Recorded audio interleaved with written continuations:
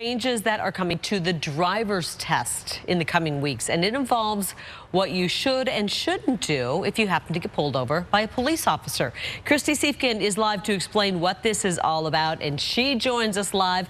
I always say start with a little bit of kindness and compassion towards the officer. That's a great place.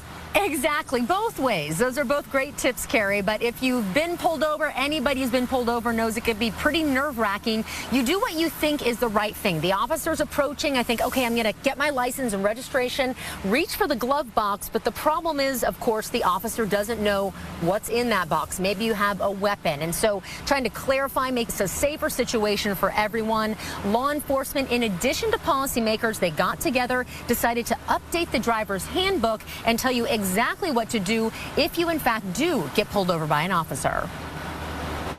If you're taking your driver's test this spring, plan for some extra study time.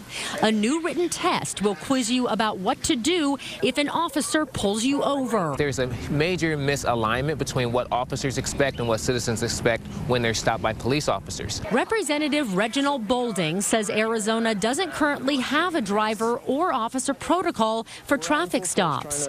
That can pose a danger to both parties. One of the major misconceptions that we find is once you're pulled over, you immediately reach into the glove compartment, grab the registration, and have it prepared for the officer. But that is not what's being suggested right now, primarily because the officer may have no clue what you're moving for or grabbing for.